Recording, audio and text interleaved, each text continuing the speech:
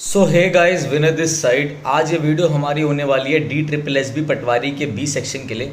देखो, ये वीडियो काफ़ी लेट आ रही है और अभी रात के बज रहे हैं 12:30 और हम ये वीडियो आपके लिए शूट करने के लिए जा रहे हैं। वीडियो लेट इसलिए आ रही है क्योंकि मेरे भाई और बहनों, क्योंकि आपका पटवारी के एग्ज़ाम को लेके आपको पता है कहीं पे भी कोई भी चीज़ें अवेलेबल नहीं है, कहीं भी कंटेंट नहीं है। बड़ी मुश्किल से मेरी बात हुई थी किसी से और उन्होंने मुझे कुछ भेजा है जो कि आपका भूदान एक्ट से रिलेटेड है, तो वो मैं एक्ट आपसे शेयर कर रहा हूँ। और मेरे पास दिल्ली जल बोर्ड का भी एक्ट आ गया है जो बहुत मोटी मोटी फाइल्स हैं, तो वो भी पढ़ के आपकी दिल्ली जल बोर्ड की भी वीडियो आ जाएगी जल्दी जल्दी, मतलब आज ही रात को आ जाएगी। ज़्यादा चिंता मत करिए आप। थोड़ा वीडियो शूट करते टाइम थोड़ी सी दिक्कत हो गई थी, थोड़ा सॉफ्टवेयर में ग्लिच हो गया था, इसलिए हम लोग हाफ ही आ पाए। तो आप वीडियो पूरी देख लेना। मैंने वीडियो के नीचे, आप क्या करो, मैंने वीडियो के नीचे टेलीग्राम लिंक है, आप उसको ज्वाइन करो। वहाँ पर मैं PDF शेयर कर रहा हूँ पूरे के पूरे लॉ की, पूरे पूरे एक्ट के। आप उसे खोलो और हमारी वीडियोस देख लो, आपको वीडियो समझ में आ जाएगी। So hey guys, winner this side. आज हमारे साथ आदित्य हैं। तो मिस्टर आदित्य को काफ़ी अच्छी नॉलेज है लीगल चीज़ों की, तो मैंने इनसे रिक्वेस्ट करा कि आपको ये भूदान यज्ञ एक्ट पढ़ाएं 1955 का। तो चलिए स्टार्ट करते हैं वीडियो को। जी सर, बहुत बहुत थैंक यू मुझे बुलाने के लिए चैनल पे तो पहली बार।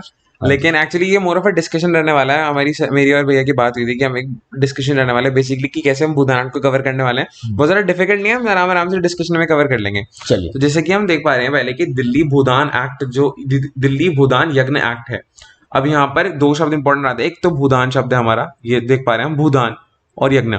अब भूदान शब्द की इंपॉर्टेंट है कि यहाँ पे दो शब्द आ रहे हैं, एक भू प्लस दान। दो की इंपॉर्टेंस बैटरी पे यहाँ पे, जैसे हमने देखा ना संधि विच्छेद होते हैं हिंदी में हमारे, बस वही है। भू मीन्स भूमि, दान दान तो दान है ही अपना। तो एक हमारे स्वामी जी थे आचार्य विनोबा भावे, इनकी बेसिकली ये पॉलिसी थी भैया, ये जगह जगह जाके ये कहते थे कि जो हमारे लैंडलॉर्ड्स है ना, उनको अपने लैंड डोनेट कर देनी चाहिए उन लोगों को जो थोड़े गरीब तबके से हैं, वो किसान जिनके पास अपनी लैंड नहीं है। तो जैसे कि हम देख सकते हैं दिल्ली भूदान यज्ञ एक्ट 1955 का है। अब यहाँ पर ध्यान देने वाला जो शब्द हमारे पास आता है दैट इज भूदान। अब जो भूदान शब्द है ये दो शब्दों को मिला के बना गया है। पहला शब्द इस भू, हिंदी का शब्द, दूसरा शब्द इस दान, हमारा शब्द आता है। अब स्वामी जी थे हमारे एक आचार्य विनोबा भावे करके, आप नाम देख सकते हैं इनका। इन्होंने, स्वामी जी ने कहा था कि जो भी हमारे लैंडलॉर्ड्स हैं, जिन लोगों के पास भी लैंड ज्यादा है, वो अपनी लैंड डोनेट कर दे उन लोगों को जिनके पास लैंड कम है, या जो वो किसान है जिनके पास लैंड इतनी नहीं है। वहां से हमारा शब्द बना भूदान, यानी भूमि का दान दे दिया जाए। तो वहां से हमारा जो दिल्ली भूदान एक्ट है उसकी नींव रखी गई।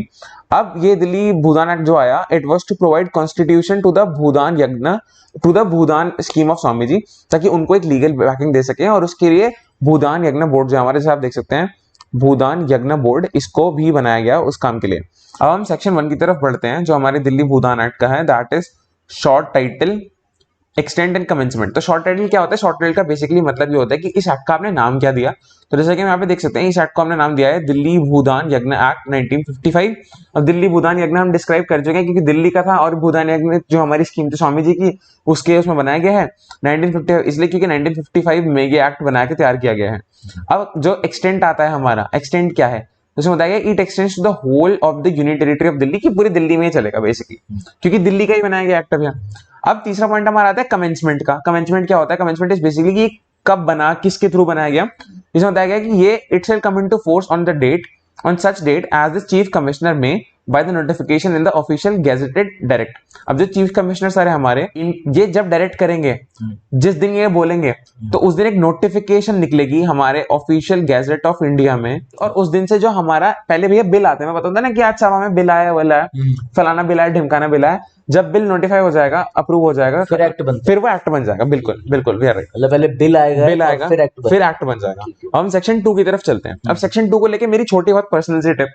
अब यहाँ पर लिखा इंटरप्रिटेशन है, लेकिन मेरी पर्सनल, ये जितने भी मैं स्टडी करता हूँ भैया लीगल वगैरह को, मेरी पर्सनल टिप ये कि हमेशा सेक्शन 2 बच्चे कंफ्यूज हो जाते हैं। आपको जब भी क्वेश्चन आए रिगार्डिंग डेफिनेशन, किसी भी चीज की डेफिनेशन के रिगार्डिंग आपको क्वेश्चन आए, दैट इज मेजॉरिटरीली सेक्शन 2। 90% टाइम्स आप ये देखेंगे कि अगर कोई भी डेफिनेशन है किसी भी एक्ट में, वो अंडर सेक्शन 2 ही कवर्ड होती है। मतलब कोई भी एक्ट हम पढ़ रहे हैं, जैसे अब हम पढ़ेंगे दिल्ली जल बोर्ड एक्ट, सेक्शन 2 आएगा, वो डेफिनेशन करेगा। हाँ, सेक्शन 2 हमारा 97% of the times her act में भैया, चाहे आप प्रॉपर उसमें चले जाओ, वो डेफिनेशन ही कवर करेगा। अब हम इस वाले एक्ट में हमारे आते हैं, तो उन्होंने, हम पहली हमारी डेफिनेशन आती है भूदान यज्ञ की, कि भूदान यज्ञ किसे कहते हैं? Means the movement initiated by Shri Acharya Vinoba Bhave. हम बार बार इस पॉइंट को हाईलाइट कर रहे हैं और ये हम बता भी चुके हैं पहले भी कि आचार्य विनोबा भावे थे। बहुत इंपॉर्टेंट चीज है याद रखने वाली। इनकी मूवमेंट थी भूदान यज्ञ। और acquisition of land through voluntary gifts, important बात इज वॉलंटरी गिफ्ट्स, फोर्स नहीं करते थे लोगों को, बोलते रहे अपनी स्वेच्छा से दीजिए। मतलब ये कह रहे हैं कि जो लैंडलॉर्ड से बड़े बड़े जिनके पास जी जमीन जी है जी वो अपनी इच्छा अनुसार, जो लैंडलेस है जिनके पास लैंडलेस, नहीं है yes that is the point, ये है लैंडलेस पॉइंट आप है, use it for community purpose. ठीक है। अब इंपॉर्टेंट बात क्या आती है यहाँ पे, वॉलंटरी गिफ्ट दें वो लोग जिन पे पैसा है, किसको दें, लैंडलेस पर्संस को। और क्यों दिया जाए, ताकि कम्युनिटी पर्पस को, किसी की लालच या लोभ के लिए नहीं दिया जाए, ठीक। कोई पर्सनल यूज के लिए नहीं है, कि जन सेवा के लिए जाएगी बेसिकली बोला जी भैया। अब जो हमारा बी पार्ट आता है इसमें, वो बोर्ड की डेफिनेशन बताता है। अगर आपको याद हो हमने भूदान यज्ञ बोर्ड की भी बात की थी पहले, तो भूदान यज्ञ बोर्ड में यहाँ सेक्शन है बोर्ड का क्या मतलब है, यहाँ पे इसका मतलब है भूदान यज्ञ बोर्ड, जिसको सेक्शन 3 के अंदर डिफाइन किया गया। हम उसमें भी आगे अभी डिटेल में चलेंगे जब सेक्शन 3 हम कवर करते हैं। बेसिकली इस एक्ट में कहीं भी बोर्ड शब्द का जिक्र होता है, that means Bhoodan Yagna board. ठीक है, अब हम आते हैं कम्युनिटी पर्पस। हमने यहाँ पढ़ा, मैंने आपको हाईलाइट कर दी, कम्युनिटी पर्पस के लिए वो लैंड इस्तेमाल होनी चाहिए। अब इन्होंने बताया जी कम्युनिटी पर्पस किसे कहते हैं। Community purpose means any purpose which is the good, which is for the good of community of the village in general. यानी ये गांव में स्कीम करती थी काम भैया, क्योंकि आप देखो ना खेती वगैरह कहाँ पे होगी, जमींदारी गांव में होती थी। जो वो जमीन जो पूरी कम्युनिटी को सर्व करे, मैं एग्जांपल दूं, जैसे आपको भेड़ बकरियां होती है गांव में, मान लो खाली लैंड नहीं बची, सारे खेती खेत हो गए, लेकिन भेड़ बकरी गाय को घास चढ़ने के लिए भी चाहिए। अगर खेत में छोड़ेंगे तो खेत खराब कर देंगी, तो कुछ लैंड हमने खाली छोड़ दी घास उगने के लिए, कि यहाँ खाली गाय हमारी बकरियां चलेंगी, दैट इज कम्युनिटी लैंड। या हमने तालाब बना के छोड़ दिया, वो कम्युनिटी लैंड हो गई हमारी। अब फटाफट हम आ रहे थे लैंड के मतलब पे, कि लैंड शब्द का क्या मतलब है इस एक्ट में। Land means land which is और can be use for agriculture purposes. Land क्या हुई, वो जमीन का टुकड़ा जिसे हम एग्रीकल्चर यानी खेती बाड़ी के लिए इस्तेमाल कर सकते हैं, और for the purposes event there to for the pasture. Pasture मैं आपको बता चुका हूँ, पैस्चर वो लैंड होती है भैया जो भेड़ बकरियों के लिए ये घास वास के लिए छोड़ दी जाती है, पैस्चर लैंड छोड़ दी जाती है, including groove land and tank. Tank का हमारा मतलब आगे यहाँ पे, जैसे आपने देखा होगा कि हम गांव में क्या करते हैं, गड्ढा सा बड़ा बना के रेन वाटर हार्वेस्टिंग करते होते हैं, कि पानी इकट्ठा हो जाए ताकि जब बारिश ना हो तो हम खेतों में होते हैं पानी दे सकें। अब वही बात यहाँ की, which may be use for the purpose of irrigation, कि पानी देने के लिए यूज किया जा सके, फिशिंग की जा सके, या सिंघाड़े उगाने के लिए for growing singharas, but does not include abadi. Important point is abadi मतलब भैया रहन सहन, does not include abadi, population. ये बहुत इंपॉर्टेंट पॉइंट है, ये बड़ा इसमें हाईलाइटेड पॉइंट रहेगा आपके पूरे में, कि आबादी नहीं होनी चाहिए। वो लैंड का कुछ भी, मैंने आपको स्टार्टिंग में बताया, आप उससे खेती कर लो, फिशिंग कर लो, ये कम्युनिटी लैंड में उसको ले लो, आप उसमें रह नहीं सकते। बेसिकली मेरा जो कहने का इसमें इस एक्ट में जो मतलब निकल के आया उसका। अब लैंड होल्डर, लास्ट में हमारे थे, लैंड होल्डर कौन है। Land holder means as respect to any land in areas into which Delhi land reform act 94 applies 1954 applies as bhumidar. Land holder हो गया, उसमें भूमिदार को जो डिस्क्राइब किया गया है, तो भूमिदार दिल्ली लैंड रिफॉर्म एक्ट में जिस बंदे को भूमिदार मेंशन किया गया है, वो इस एक्ट में लैंड होल्डर कहलाएगा। अच्छा, ये मतलब है कि थोड़ा सा ट्रिकी है समझने में, आप इसे 2 बार रीडिंग देंगे, पीपीटी अवेलेबल है, आपको समझ में आ जाएगा। मेरे को कोई चीजें समझ में नहीं आई, तभी मैं आपके पास जी सर, मतलब आदित्य से पूछता हूँ। ये थोड़ी सी हमारी लैंग्वेज जरा लीगल साइड की तरफ चली जाती है, लीगली है ना ये, जी बस इसलिए एक्ट पढ़ रहे हैं। हाँ जी। अब लैंड होल्डर सेकंड कौन कहलाएगा, इन अदर एरियाज। अब जो दिल्ली उस वाले एक्ट से तो हम बाहर आ गए, अब in other areas is proprietor and also includes a tenant having heritable and transferable interest in land. Proprietor यानी कि मालिकाना हक, जिस भी बंदे की किसी जमीन पे मालिकाना हक हो उसको भी हम लैंड होल्डर ही बोलेंगे। अब हम इसमें आगे इन जो हमें सबसेक्शन 2 है इसमें, इन other areas it's proprietor and also includes a tenant having a heritable and transferable interest in land। बहुत ज्यादा इंपॉर्टेंस का नहीं है आपके लिए, बट प्रॉपर्टी से आप जान लें मालिकाना हक जिसका है, या जिसके पास ये इस प्रॉपर्टी का इंटरेस्ट है जो ट्रांसफर की जा सकती है। नेक्स्ट हम चलते हैं लैंडलेस पर्सन। लैंडलेस पर्सन कौन सा व्यक्ति है जिसपे लैंड नहीं है, लैंडलेस जिसपे लैंड नहीं है, जिसपे भूमि का अभाव है। कौन कौन ये हो सकते हैं, इसको 2 पार्ट में डिफाइन करा गया है, part 1 and part 2। whose main source of livelihood is agriculture or agricultural labor or any avocation connected with agriculture or village economy such as dhobi, hajam, kumhar, priest etc. who undertakes in writing to employ himself on lands granted to him under this act। Landless person basically वो है, इन्होंने यहाँ पे बताया गया है कि जिसका मेन जो अपना धंधा पानी है, जो रोटी पानी है उनका, वो किसी ना किसी द्वारा किसी ना किसी कार्य से या तो खेती से जुड़ा हुआ है, या तो डायरेक्टली वो खेती करते हैं, या वो खेत में लेबर का काम करते हैं। जैसे हमारी जब फसल रोपी जाती है या फिर जो पक्की फसल है उसको काटा जाता है, वो लेबर का काम करते हैं, या कोई भी उससे रिलेटेड काम करते हैं गांव की इकोनॉमी में, या फिर वो धोबी हो सकते हैं, हजाम हो सकते हैं, कुमार हो सकते हैं, पुजारी हो सकते हैं, जिनको भी जो भी इस एक्ट के अंदर राइटिंग में देते हैं कि वो अपने आप को जो लैंड ग्रांट की गई है उनको बड़े लोगों द्वारा उसके अंडर काम करना चाहते हैं, उनको लैंडलेस पर्सन कहेंगे। उसी को लैंड ग्रांट की जाएगी जो लैंडलेस पर्सन है, जिसपे प्रायर कोई लैंड की होल्डिंग नहीं है, जिसपे वो अपने ऑक्यूपेशनल काम कर सके बेसिकली। अब और कौन हो सकता है? Who does not hold any land और holds land not exceeding such area as may be prescribed. अब यहाँ पे बता दिया गया वो बंदा भी लैंडलेस पर्सन होता है जिसपे कोई भी लैंड ना हो, जो आमतौर पर मतलब समझते हैं does not hold any land. या फिर अगर हमें बता दिया गया कि भाई उस पर 50 मीटर स्क्वायर से ज्यादा ना हो, 100 मीटर, मैं ग्राफ एग्जांपल दे रहा हूं, वो भी बता दिया गया कि not exceeding a particular area. यहां पर इसका इतना ही मतलब हमारे लिए इंपॉर्टेंट रहता है। अब नेक्स्ट हम चलते हैं स्टेट गवर्नमेंट की तरफ कि स्टेट गवर्नमेंट क्या है इस एक्ट में। वही हमारे आ जाते हैं चीफ कमिश्नर दिल्ली, जो हमारे गैजेट में नोटिफिकेशन निकाल रहे थे, जैसे हमने पिछले में पढ़ा है, पिछले सेक्शन में पढ़ा है, वो हमारी स्टेट गवर्नमेंट का रोल निभाते हैं इस एक्ट के अंदर।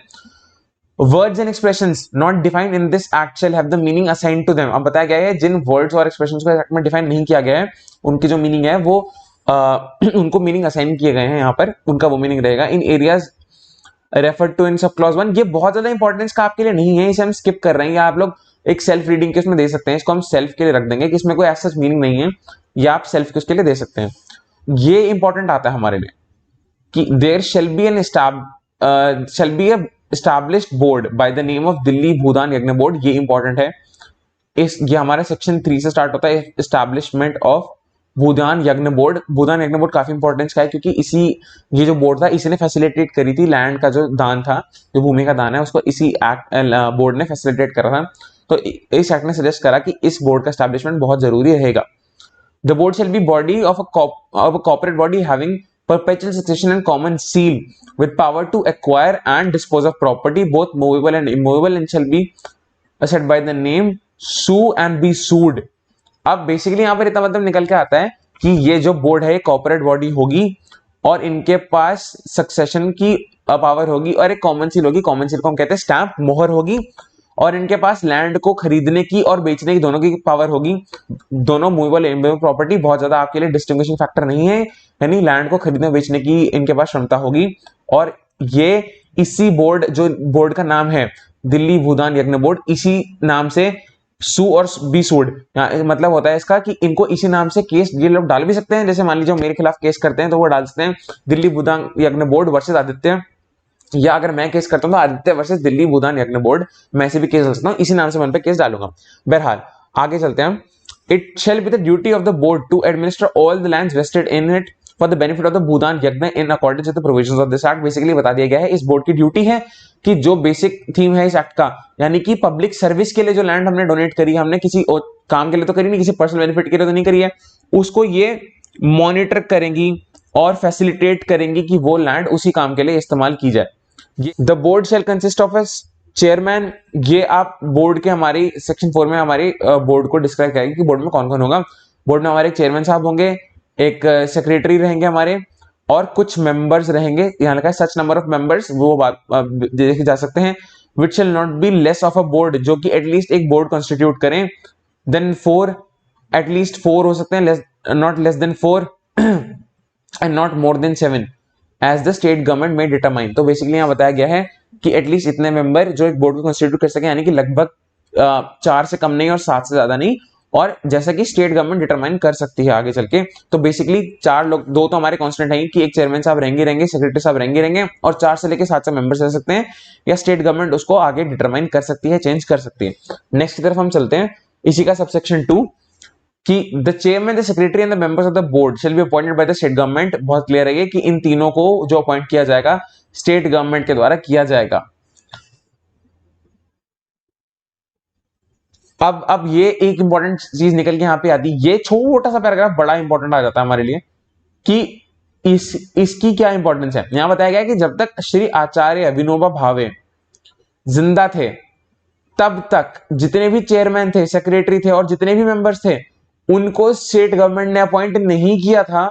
उनको आचार्य जी के नॉमिनेशन पे अपॉइंट किया गया था कि जिसको आचार्य जी ने बोल दिया कि इन्हें लगा दिया जाए, क्योंकि मूवमेंट आचार्य जी ने ही शुरुआत की थी, तो इसे कहा जा सकता है कि एक तरीके का सम्मान दिया गया आचार्य जी को, कि जिसे आप कहेंगे उन्हें हम जो हमारे चेयरमैन है या सेक्रेटरी हैं या मेंबर्स हैं, हम उन्हीं को बनाएंगे जिनको आचार्य जी बनाना चाहते हैं इस समय।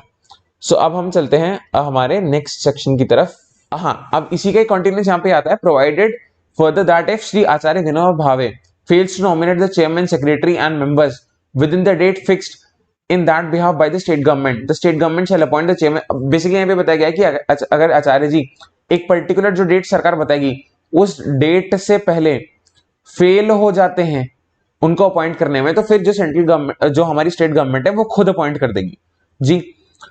अब जो नेक्स्ट में बताया गया कि जो चेयरमैन और सेक्रेटरी और मेंबर्स है उनका नेम ऑफिशियल गेजेट में पब्लिश हो जाएगा। बहुत ज्यादा ध्यान देने वाली चीज है नहीं, बट ठीक है। The term of the office of the chairman, secretary, members of the board shall be 4 years from the date of the publication of their names in the official gazette and shall include any further period। यहाँ पे बताया गया कि 4 साल तक उनका office में period रहेगा। बहुत इसके अलावा इसमें बहुत ज्यादा आपके लिए इंपॉर्टेंस की चीजें हैं नहीं।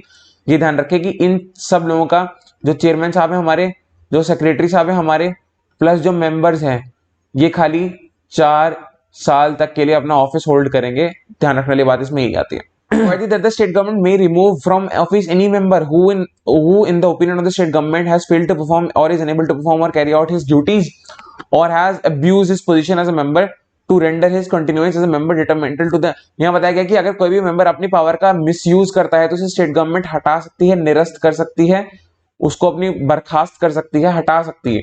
तो यहाँ पे बताया गया कि अगर कोई भी अपनी पावर का मिसयूज करता है या बेसिकली ब्राइब लेता है, कोई भी ऐसा गलत काम करता है, उसको स्टेट गवर्नमेंट हटा सकती है, नो क्वेश्चंस आस्क्ड। बहरहाल ये प्रूव हो जाना चाहिए कि हाँ उस व्यक्ति के ऊपर ऐसे एलिगेशंस प्रूव हो जाने चाहिए, वो तो अंडरस्टूड है। The chairman, the secretary and the members of the board shall be eligible for reappointment. अब हम यहाँ पे देख रहे हैं कि इसमें सब में ये जो बात चल रही है ये हमारी कंपोजिशन को लेकर चल रही है कि उस बोर्ड में कौन कौन आ सकता है। तो बताया गया कि ऐसा नहीं कि एक ही बार जो सेक्रेटरी बन गया, चेयरमैन बन गया, वो दोबारा नहीं बन सकता। इसमें बताया गया कि वो repeat, they can be repeated, उन्हें दोबारा बनाया जा सकता है जो एक बार बन गया। अब ये भी बोला, बेसिक चीज इसमें आती है, आप ये लोग खुद भी स्टडी कर सकते हैं कि वो रिजाइन कर सकते हैं, दोबारा अपॉइंट हो जाएंगे वो। अगर वो रिजाइन करते हैं किसी भी समय तो रिजाइन कर सकते हैं, ऐसी कोई दिक्कत नहीं है, पे उनकी रिअपॉइंटमेंट हो सकती है। हम सब सेक्शन 5 में कवर कर चुके हैं। ये बेसिकली ये कॉम्पोजिशन पे ही आता है ये पूरा सेक्शन हमारा, कि बोर्ड में कौन कौन आ सकता है। इसमें कोई टेक्निकलिटी नहीं है, ये कॉम्पोजिशन को डिफाइन कर रहा है हमारे। इसको आप सेल्फ में भी कंसिडर कर सकते हैं। हम आगे की तरफ बढ़ते हैं। इसमें सेक्शन 7 पे हम आ गए हैं। इसमें बताया गया ऑल प्रॉपर्टी वेदर मूवेबल और immovable vested in the board shall be held and applied by it subject to the provisions and for the purposes of this act. इसमें बताया गया है कि जितनी भी प्रॉपर्टी फिलहाल बोर्ड के पास है वो इस ही एक्ट के थ्रू गवर्न करी जाएगी। This the property is subject to the provision of this act. इसका कहने का मतलब है वो प्रॉपर्टी इसी एक्ट के अंडर कवर की जाएगी जो भी बोर्ड के पास फिलहाल है। The board may enter and perform all such contracts as it may consider necessary for the or expedient for carrying out the purpose of this act। ये कहा गया है कि बोर्ड के पास हम ये पावर देते हैं, बोर्ड को हम ये पावर देते हैं कि वो किसी भी कॉन्ट्रैक्ट में, किसी भी कॉन्ट्रैक्ट में या किसी भी एग्रीमेंट में आ सकती है किसी भी पर्सन के साथ जिसको वो नेसेसरी समझती है, अपने नेसेसरी समझती है, अब for carrying out any of its purposes. यहाँ पे देखने वाली बात यही है। नेक्स्ट हम चलते हैं सेक्शन 8 की तरफ। The board shall have its own funds and may accept grants, donation, gifts or loan from the central and the state government or any local authority or individual body or body whether incorporated or not for all or any of its purposes from the board। यहाँ बताया गया कि board donations ले सकता है। किन किन से ले सकता है? सेंट्रल गवर्नमेंट से, स्टेट गवर्नमेंट से, किसी लोकल अथॉरिटी से, किसी इंडिविजुअल से या किसी बॉडी से जो अब तक इनकॉर्पोरेट भी नहीं हुई है, यानी कि अब तक स्टैब्लिश भी नहीं हुई है, और किसी एक, फॉर ऑल और एनी, सारे पर्पजेस के लिए भी ले सकता है और किसी एक पर्टिकुलर पर्पजेस के लिए भी ले सकता है। ये जो बोर्ड है हमारा डोनेशन रिसीव कर सकता है। अब हम आते हैं सेक्शन 9 की तरफ। ये इतनी ज्यादा इंपॉर्टेंस का अभी फिलहाल आपके लिए है नहीं, इसको हम स्किप करते हैं, नेक्स्ट की तरफ चलते हैं। अब ये जो भी सेक्शंस हमारे आगे आते हैं ये भी ऐसे नहीं है, ऐसे कोई सेक्शन ऐसे नहीं है जिन्हें आप खुद ना कवर कर सकें। फिलहाल के लिए कोई इतना डिफिकल्ट सेक्शन नहीं है जो आप ना कवर कर सकें, तो इसको भी हम फिलहाल स्किप करने वाले हैं। नेक्स्ट की तरफ चलते हैं। अब ये तहसीलदार वगैरह के इसमें कवर करता है कि the order of the tehsildar confirming a declaration. ये भी फिलहाल इस समय एग्जाम पॉइंट ऑफ व्यू से नहीं है, ये मोर बेसिकली जो जुडिशियल हमारी प्रोसीडिंग्स चलती हैं उसमें चलते हैं, तो इसको भी हम स्किप ही करने वाले हैं। ये भी आपकी फिलहाल इंपॉर्टेंस, इसको हम सेल्फ रीड दे सकते हैं और जरूर दीजिए। और अगर आपको कोई, मैं विनय सर को बोल के, डरने वाली कोई बात नहीं, विनय सर को बोल के मैं पीडीएफ दोबारा डलवा दूंगा ये वाली। और अगर आपको कोई भी डाउट आता है टेलीग्राम पे हमसे पूछ सकते हैं, हम आपकी क्वेरीज को जल्द से जल्द आंसर करेंगे। फिलहाल हम आगे की तरफ बढ़ते हैं। क्या आता है सेक्शन 15 हमारे सामने है। in the law to contrary the board on authority as a person. Notwithstanding anything provided in any law to the contrary, the board or other or such other authority or person as the board may specify either generally or in respect of any areas may in a manner prescribed grant leases of the lands. ये basically अब आप actually चलिए इनके according, आप ये छोटी छोटी headings देख पा रहे हैं यहाँ पे, power of the board to grant leases. इसको एक्ट को तैयार करने का तरीका ये है, इन हेडिंग्स को तैयार कीजिए। इन हेडिंग्स में कितने सेक्शन आ रहे हैं? अब फिलहाल इस हेडिंग में एक ही सेक्शन आ रहा है, सेक्शन 15। आप याद कीजिए power of the board to grant leases, ये जो हेडिंग है ये सेक्शन 15 को कवर करती है। कंडीशन ऑफ लीजेस ये किस सेक्शन को कवर कर रही है? फिलहाल आप देख पा रहे हैं सेक्शन 16 को। क्या इसमें और सेक्शन आ रहे हैं? आपको ही चेक करना है, नहीं आ रहे हैं जी, खाली सेक्शन 16 ही आ रहा है। 17 में ये हेडिंग है, 17 तैयार कीजिए। इसका इस सदा आपको काम नहीं पड़ेगा, हम आगे की तरफ स्किप करेंगे, सेल्फ रीड का है आपके लिए। मैंने आपको इसकी टेक्निक बता दी कैसे कवर करना है। आपको हेडिंग देखिए और सेक्शन देखिए और इसे प्रिपेयर कीजिए, इसमें ज्यादा नहीं है आपके लिए। अगेन आई एम सेइंग कि हेडिंग आप देख पा रहे हैं। अब हम लास्ट की तरफ आ गए हैं, तो अब हमने इस एक्ट से क्या सीखा? दिल्ली भूदान यज्ञ एक्ट। हमने अगेन एंड अगेन आपको बता रहा हूं, भूदान, भू प्लस दान याद रखना है, पेपर में आता है, घबराने वाली बात नहीं है। हमने इसको कैसे याद करना है? दो शब्दों का मेल है ये, भू प्लस दान। आपने याद रखना है किसने स्टार्ट किया था ये, कमेंट करके बताइए। हम 4 बार समझा चुके हैं किसने स्टार्ट किया था, कौन से आचार्य थे वो, एक हिंट और दे दिया मैंने। और ये कब का एक्ट है, विच ईयर, किस ईयर में एक्ट आया ये कमेंट कीजिए, वीडियो देखिए और कमेंट कीजिए। ये आंसर्स, इन क्वेश्चंस का आंसर मुझे कमेंट बॉक्स में चाहिए। ये कब का एक्ट है? ये बेसिक चीजें ऐसी हैं जो विनय सर हम डिस्कस करने वाले हैं, हमें पता लगेगा कि आपको कितना समझ में आया इस एक्ट में। और जो भी आपके डाउट्स हैं आप हमारे टेलीग्राम चैनल पर हमें कमेंट करके बता सकते हैं। प्लस अब ये क्यों आया था, this was to give land to the जिनके पास लैंड नहीं थी। तो बेसिकली मैं इस वीडियो को कंक्लूड करते ही कहना चाहता हूं कि दिल्ली भूदान जो एक्ट है हमारा, इस पे ज्यादा रिसोर्सेज अवेलेबल नहीं है, बट ये वीडियो आपको काफी हेल्प करेगी समझने में कि बेसिकली भूदान एक्ट था क्या। सो फिलहाल के लिए इस वीडियो में इतना ही रहेगा। विनय सर भी हमें ज्वाइन कर चुके हैं। सो सर आप कुछ जोड़ने से अपनी तरफ से? मैं यही कहूंगा कि आप लोगों को पता ही है, मेरी अभी टेलीग्राम पे भी बात हो रही थी बच्चों से। जी अभी रात के बज गए हैं, आई थिंक 12:30 हो रहे हैं। 12:30 हो रहे हैं। ये वीडियो हम शूट कर रहे हैं, कल आप लोगों को वीडियो मिल जाएगी। इसके बाद आपके लिए मैं दिल्ली जल बोर्ड का वीडियो भी ऐसी पीडीएफ, बड़ी मुश्किल से चीजें मिल पा रही हैं पीडीएफ जो मैं आपको दे रहा हूँ।